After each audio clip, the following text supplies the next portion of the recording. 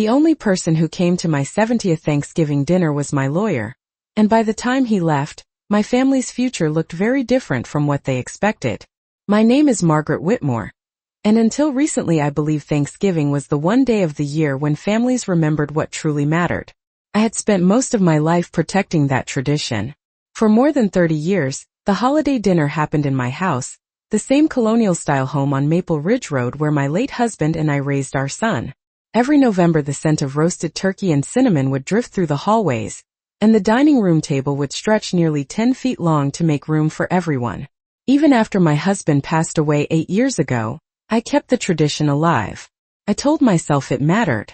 I told myself family needed something steady to come back to. This year felt special, at least to me.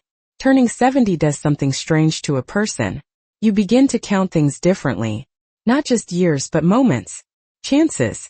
The quiet spaces between holidays that suddenly feel shorter than they used to. So a month before Thanksgiving I mailed invitations. Not emails. Not text messages. Real invitations on thick cream-colored paper. The kind my husband used to order for Christmas cards. I wrote each one by hand. Daniel and Jessica Whitmore. My son and his wife. Their 2 kids, Emily and Ryan. My sister Patricia from Albany. Even my nephew Mark, who lived nearly 200 miles away in Pennsylvania. I wrote the same message inside every envelope. Thanksgiving dinner at Mom's. Thursday at 5 p.m. I can't wait to see everyone. I truly believe they would come. The week before the holiday I began preparing the house. I polished the silverware that had belonged to my mother. I ironed the white tablecloth that only came out once a year. I drove 12 miles to a farm outside town to buy the biggest turkey they had. Nearly 20 pounds. The farmer wrapped it carefully in brown paper and asked if I was feeding a crowd. I smiled and said yes. My refrigerator filled quickly. Cranberries. Sweet potatoes. Fresh green beans. 2 pumpkin pies and an apple pie that cooled slowly on my kitchen counter, while afternoon sunlight poured through the window. By Wednesday evening the house smelled the way it always had during Thanksgiving week, warm and familiar, like memory itself had a scent. On Thursday morning I woke up earlier than usual, sometime before sunrise. I made coffee and sat at the kitchen table, listening to the quiet hum of the refrigerator and the faint ticking of the old wall clock. There was something peaceful about those early hours. The calm before a house filled with voices. Around noon I started cooking. The turkey went into the oven. Butter melted across the top of the skin while herbs filled the kitchen with that unmistakable holiday smell. I set the dining table carefully. 10 plates. 10 glasses. 10 folded napkins. Each place had a small card with a name written in blue ink. Daniel. Jessica. Emily. Ryan. I even placed one at the head of the table where my husband used to sit. Old habits don't disappear easily. By 4:30 everything was ready. The turkey rested on the counter. The candles were lit. Outside, late autumn wind pushed dry leaves across the driveway. I checked my phone. No messages yet, but that wasn't unusual. People were probably driving. 5 o'clock came. The house remained quiet. I told myself traffic must be slow. I poured a glass of iced tea and waited. 5:30 came. The candles flickered gently but the front door never opened. I checked my phone again. Nothing. No texts. No calls. No explanations. Just silence. At exactly 6 o'clock the doorbell finally rang. I stood up quickly, smoothing my sweater the way mothers do when their children arrive home. For a brief second I felt relief. I thought my family had finally arrived. But when I opened the door, the man standing on my porch was not my son. It was Arthur Bennett, my lawyer, holding a leather briefcase and wearing the same calm expression he always had during our meetings. And that was the moment my Thanksgiving truly began. Arthur Bennett stood on my porch with the quiet patience of a man who had spent most of his career delivering news people did not always expect to hear. The porch light above him cast a soft yellow circle across the wooden steps, and the cold November air drifted past us carrying the dry scent of fallen leaves. For a moment neither of us spoke. I simply looked past him toward the empty driveway where I had imagined my son's car would appear hours earlier. Arthur adjusted the strap of his leather briefcase and gave me a small polite nod. He was in his late 60s, tall and careful with his words, the kind of man who never seemed rushed even when the world around him moved quickly. Good evening, Margaret, he said calmly. I hope I am not too early. I stepped aside and gestured toward the hallway. You are exactly on time, Arthur. He walked into the house slowly, his shoes making soft sounds against the hardwood floor. The warmth from the kitchen followed us into the living room, along with the rich smell of roasted turkey and baked pie. Arthur paused for a second when he saw the dining table. 10 place settings. 10 glasses catching the candlelight. 10 folded napkins arranged with careful precision. He looked at the empty chairs and then back at me with a quiet understanding that required no explanation.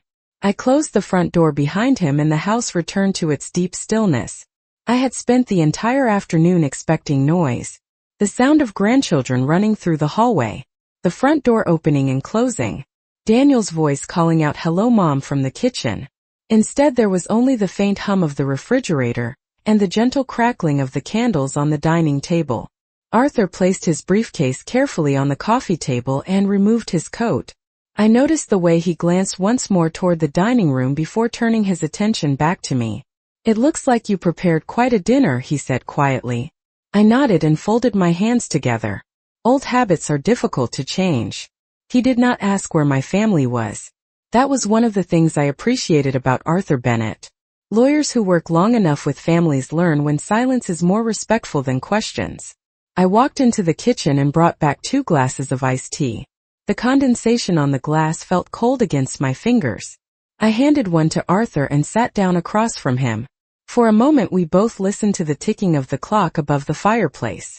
It was the same clock my husband had bought during a summer trip to Vermont nearly 20 years ago. I used to think the ticking sounded comforting. Tonight it felt louder than usual. Arthur opened his briefcase slowly and removed a thin folder with several neatly organized documents inside. Margaret, he said gently, when you called yesterday you sounded certain about the decision you wanted to discuss. I took a slow breath and looked toward the dining room again. The candles were still burning steadily beside 10 empty chairs. I had imagined those chairs filled with laughter only a few hours earlier. Now they felt like quiet witnesses to something that had taken me 70 years to understand. Yes, Arthur, I said calmly. I am certain. He slid the folder across the coffee table toward me but did not open it yet. As your attorney, it is my responsibility to make sure you fully understand what changes like this mean. Once they are signed and filed, they become very difficult to reverse. I nodded again. I know exactly what they mean. Outside, the wind moved softly through the trees lining Maple Ridge Road, carrying another small wave of dry leaves across the driveway. The sound reminded me how long the evening had already been. Somewhere across town, I imagined my son sitting at a table just like this one. I imagined the plates passing from hand to hand. I imagined laughter that had never reached my house. Arthur waited patiently, giving me the quiet space he knew I needed. Finally, I reached forward and opened the folder in front of me. The papers inside were clean and precise, the language formal in the careful way legal documents always are.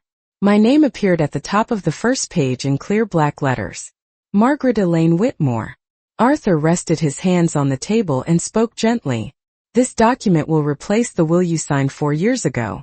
Everything that was previously designated to your immediate family will be reassigned according to the instructions we discussed. I read the first paragraph slowly. The room felt calm. The decision had already been made long before Arthur arrived at my door. Tonight was simply the moment when understanding finally turned into action. Arthur waited while I read the first page of the document, but the truth is that I was not really reading it for the first time. Every sentence had already lived quietly in my mind for weeks before this evening arrived. Legal language always sounds formal, but behind every careful phrase there is a story. Mine began long before tonight, long before the empty chairs at my Thanksgiving table. I placed the papers gently back on the table and looked toward the dining room again. The candles had burned lower now, their light softer against the polished wood. Arthur followed my gaze without speaking. It has been changing for a while, I said slowly. Not just tonight. Arthur nodded as if he had already suspected that. Families rarely drift apart in a single moment. It happens gradually, he replied. I folded my hands together and leaned back in the chair. I thought about the first Thanksgiving after Daniel married Jessica nearly 12 years ago. Back then everything still felt normal. They arrived early that afternoon with a bottle of wine and a pumpkin pie from a bakery across town. Jessica had stood beside me in the kitchen asking polite questions about the recipe for the turkey stuffing. Daniel had laughed with his old friends in the living room while football played on the television. At that time I believed my family was simply growing. I did not realize that sometimes families do not grow together. Sometimes they grow in different directions. The change was small at first. The following year Daniel called 2 days before Thanksgiving and asked if dinner could be moved to Saturday because Jessica had plans with her coworkers. I told him of course. Traditions can move, I said. The year after that they arrived nearly an hour late because of traffic, though I later discovered they had spent the afternoon at Jessica's parents' house across town. None of it seemed important at the time. Life becomes busy. Young families build their own routines. That is what I told myself. Arthur listened quietly, his hands resting calmly beside the folder. The years continued like that, I said. Some holidays they came. Some holidays they did not. Phone calls became shorter. Visits became rare. I would invite them for Sunday lunch and Daniel would promise to check his schedule. Weeks passed. Schedules remained full. I did not complain. Mothers learn early that complaining only pushes people farther away. Instead I kept setting the table. I kept baking the same pies. I kept believing that one day things would return to the way they once were. Arthur glanced again toward the dining room where the 10 empty chairs still waited patiently around the table. And tonight was the moment you realized that would not happen, he said gently. I shook my head slowly. No. Tonight was only the moment I stopped pretending. Earlier that afternoon, before the turkey even finished roasting, I had picked up my phone to check the time. A message notification appeared on the screen. Not from Daniel. From social media. A photograph someone had posted. I had not been searching for anything, but the image appeared anyway. In the photograph I saw a long dining table filled with people. Daniel sat near the center holding a glass. Jessica stood beside him smiling toward the camera. Emily and Ryan were laughing beside a plate of turkey that looked very much like the one resting in my own oven. The caption under the photograph read, "Thanksgiving with Family." I remember staring at the screen for a long moment, not because I was surprised, but because something inside me suddenly felt very quiet. The kind of quiet that arrives when a question you have carried for years finally receives its answer. I placed the phone down on the counter and finished setting the table anyway. 10 plates. 10 glasses. 10 folded napkins. Old habits, like I said, are difficult to change. Arthur listened without interrupting. After a few seconds he opened the folder again and slid a pen gently across the table toward me. Then perhaps tonight is simply the evening you chose to respond to that answer, he said calmly. I looked at the pen Arthur had placed on the table and rested my fingers lightly against it without picking it up yet. The metal felt cool beneath my hand, and for a brief moment I listened again to the quiet of the house. Somewhere in the kitchen the oven clicked softly as it cooled, the turkey inside resting untouched on the counter. The scent of roasted herbs still lingered in the air. The same smell that had once filled this house with conversation and laughter. Arthur did not rush me. He sat patiently with the calm posture of a man who understood that decisions like this rarely happened in a hurry. I lifted the first page again and allowed my eyes to move slowly across the words even though I already knew what they said. The document described the house on Maple Ridge Road, the savings accounts my husband and I had built together over 40 years, and the small investment portfolio that had quietly grown since his passing. The total value always sounded larger when someone else said it out loud. Arthur had once estimated that everything combined was worth a little over $4 million. I never thought about the number very much. To me it was simply the life my husband and I had spent decades building piece by piece. I remembered the early years when Daniel was still a little boy, and the mortgage payment on this house felt enormous. My husband worked long hours managing a small manufacturing company outside Hartford. I taught piano lessons in the living room during the afternoons while Daniel did his homework at the kitchen table. We did not have very much back then, but we had the simple confidence that if we worked carefully and saved what we could, our family would always have stability. Years passed. Daniel grew older. The company my husband managed eventually became successful enough that we were able to invest in it.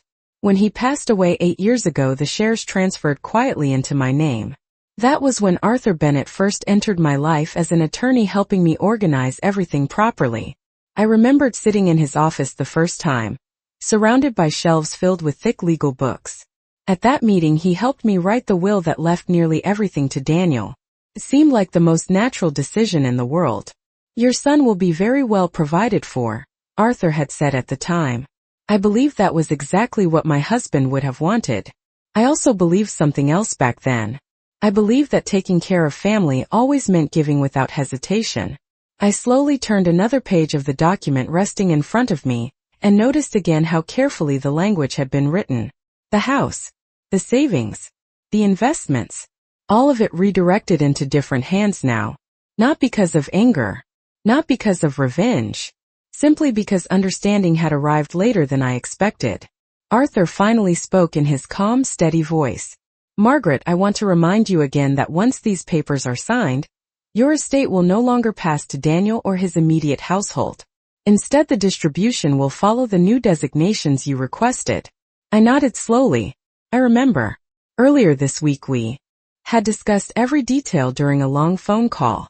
A scholarship fund at the community college where my husband once studied engineering. A local program that helped widows learn financial planning after losing their spouses. A small educational trust for children in town whose families could not afford tuition. None of the changes felt dramatic when we talked about them that afternoon. They simply felt correct. Arthur slid the signature page gently toward me and pointed to the line waiting at the bottom. The candles in the dining room flickered softly again as another quiet gust of wind passed outside the windows. 10 chairs still surrounded the table, their shadows stretching across the floor. For a brief second I imagined the room filled with voices again, but the image faded quickly. I picked up the pen at last and held it above the paper while Arthur watched carefully.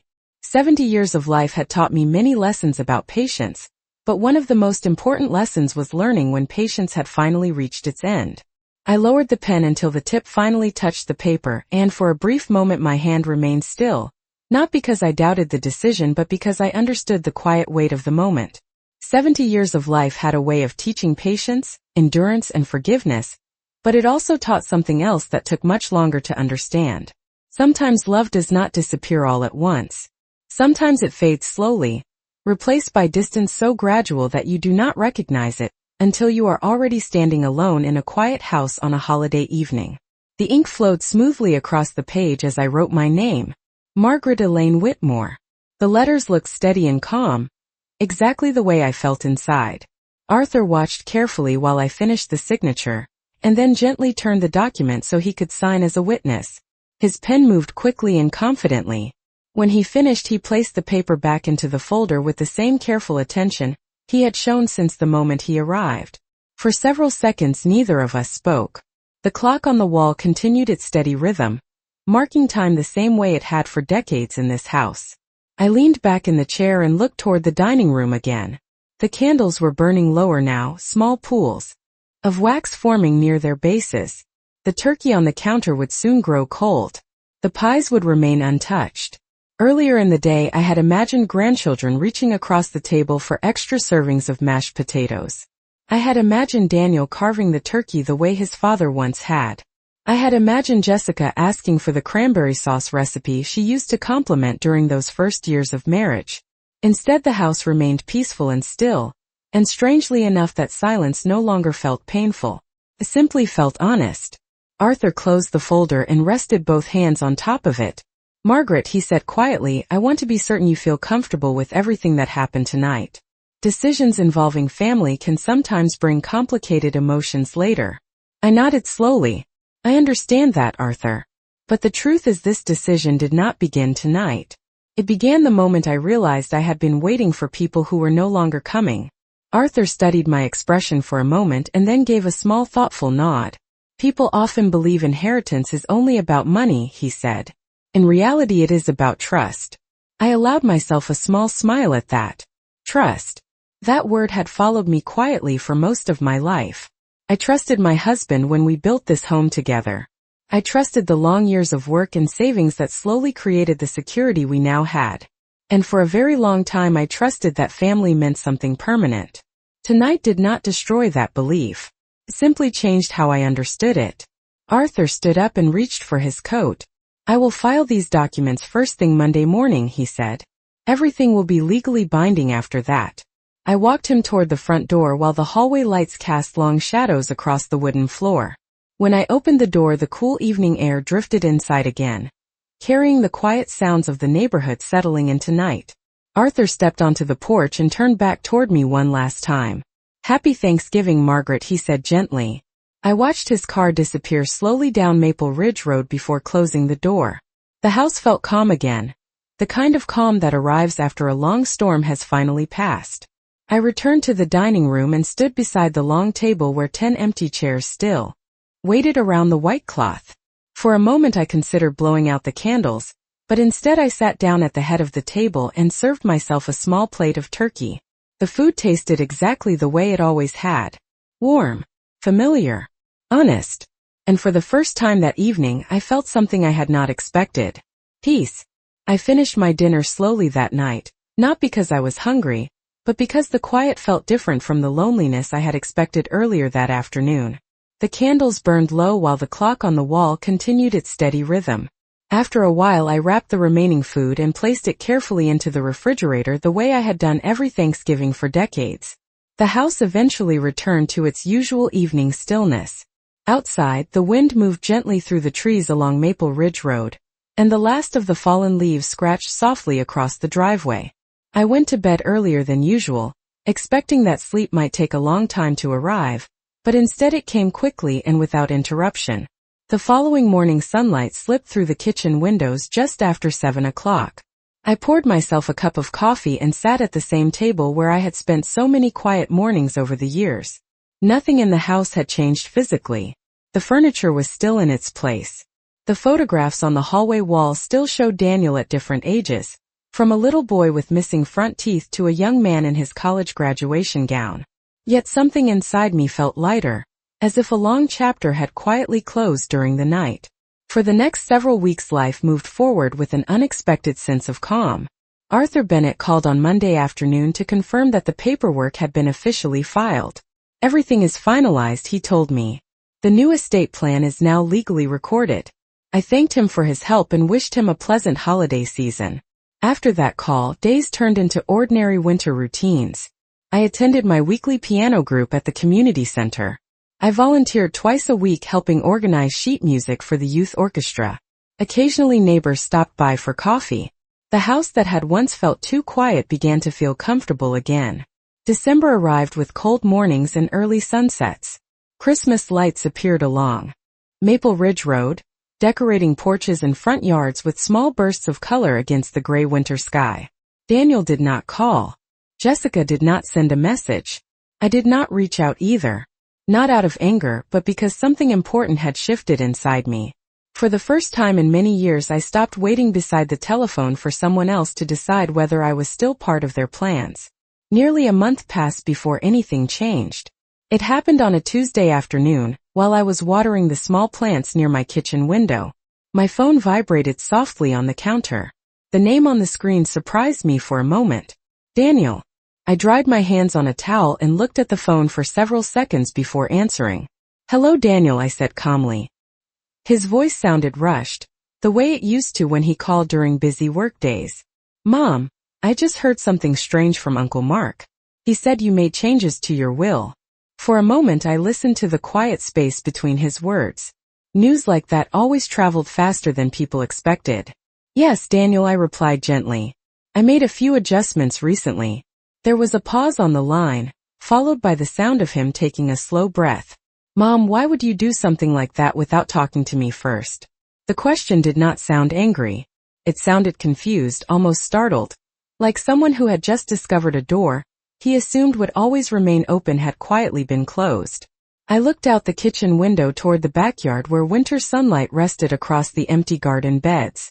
"Because," I said slowly, "some conversations take many years to finally become clear."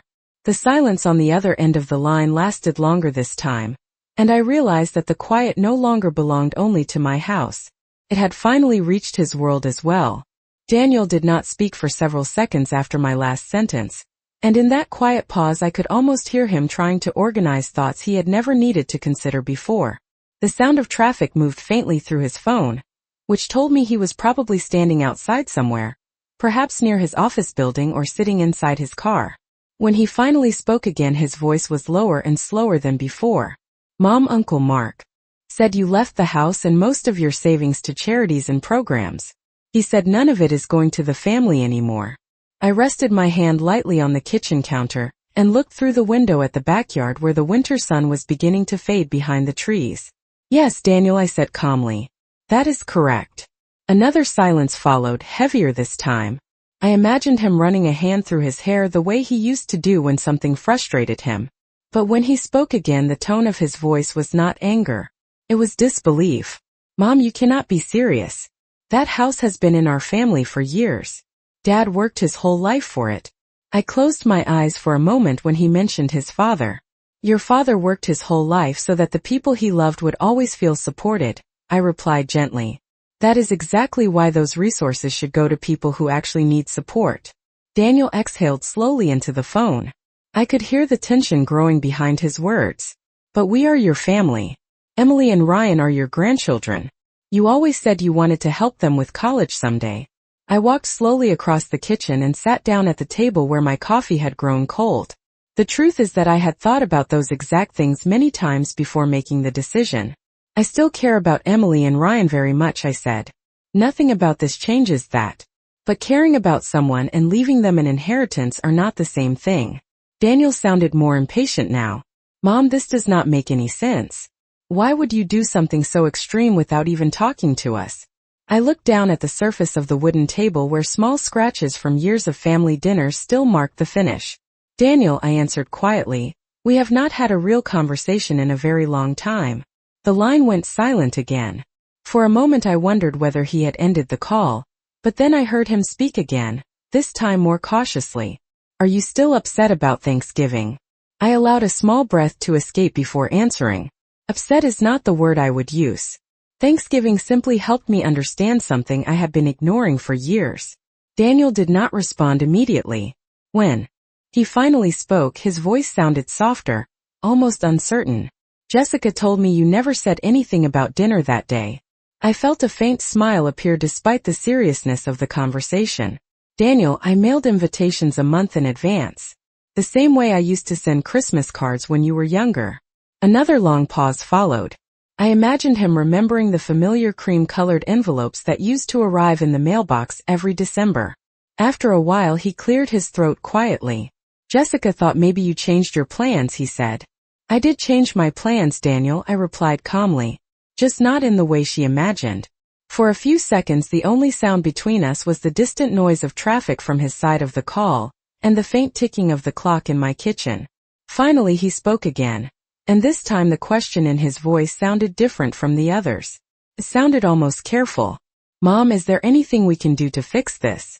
I looked out the window again at the quiet backyard, where winter light rested gently across the frozen grass. I thought about the empty chairs around the Thanksgiving table, and the calm that had followed afterward. Some things are not about fixing, Daniel, I said slowly. Some things are about finally understanding what has already happened. Daniel did not answer immediately after my last sentence, and the quiet that followed felt different from the earlier silences during our conversation. This one carried a kind of careful thinking behind it, as if he had finally reached a place where the usual quick explanations were no longer enough. I could almost picture him standing somewhere with his phone pressed to his ear, looking down at the ground the way he used to when he was a boy trying to understand something that did not fit into his expectations. After a while he spoke again, but this time his voice sounded calmer than before. Mom, I know we have been busy the last few years, but that does not mean we do not care about you. I listened quietly, allowing him to finish before answering. Daniel, being busy is part of life. I understand that very well. What I needed was not constant attention or long visits every week. I only needed to know that I still mattered in the lives of the people I spent my entire life caring for. He exhaled slowly, and for a moment I could hear what sounded like a car door closing somewhere near him. I think Jessica may have misunderstood the invitation for Thanksgiving, he said carefully. She thought maybe it was just a casual idea and not something you had planned seriously. I allowed a gentle breath to escape before speaking again. Daniel, when someone roasts a 20-pound turkey, sets 10 places at the table, and lights candles in the dining room, it is usually more than a casual idea. The quiet that followed this time felt heavier than before, But it was not angry. It felt like realization slowly arriving. I continued speaking before he could respond. I did not change my will because of one missed dinner. I changed it because that evening helped me finally accept something that had been growing for a long time. Daniel spoke again, and this time the confidence that had filled his earlier words was gone. What do you mean? I rested my hand gently on the table, while I considered how to explain something that had taken years to understand. When your father was alive, this house was always full of plans that involved family. Holidays, birthdays, summer visits with the grandchildren. After he passed away, I held on to those plans because I believed they would continue in the same way. But over time the visits became shorter. The phone calls became less frequent.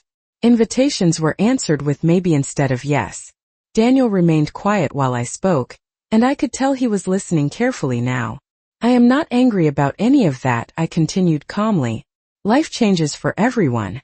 People build their own routines and responsibilities.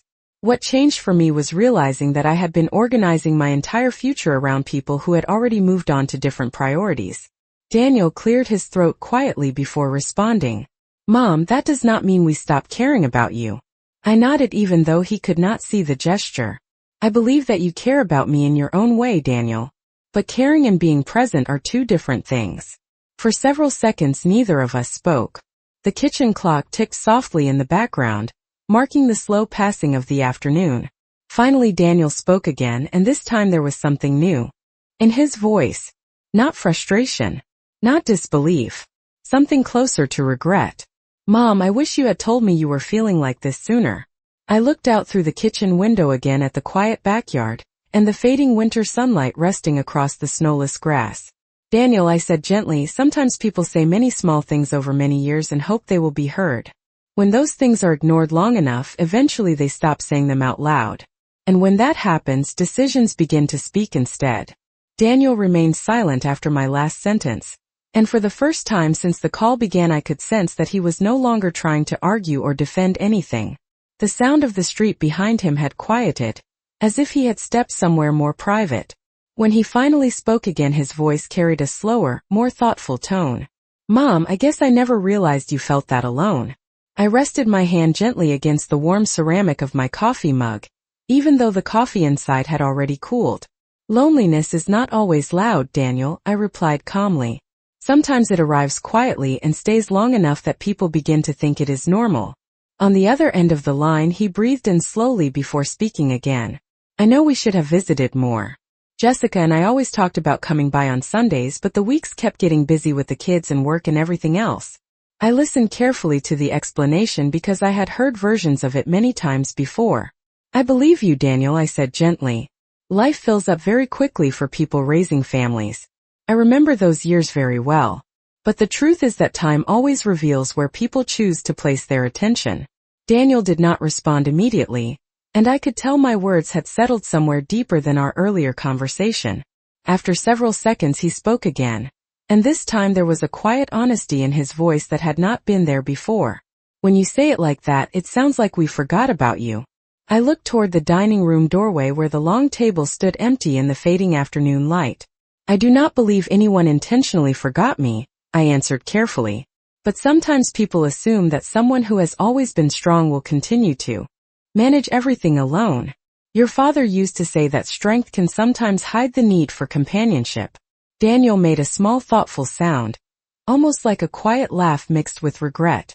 That sounds like something Dad would say. The mention of my husband brought a soft memory to my mind. The way he used to stand at the end of the Thanksgiving table carving the turkey while Daniel and his cousins waited impatiently with their plates. For a moment neither of us spoke. Then Daniel cleared his throat again. Mom, if things have been like this for a long time, why did you still invite everyone for Thanksgiving this year? I smiled faintly even though he could not see it. Because hope has a stubborn habit of staying alive longer than logic, I replied. I kept believing that one day the house would feel full again the way it used to.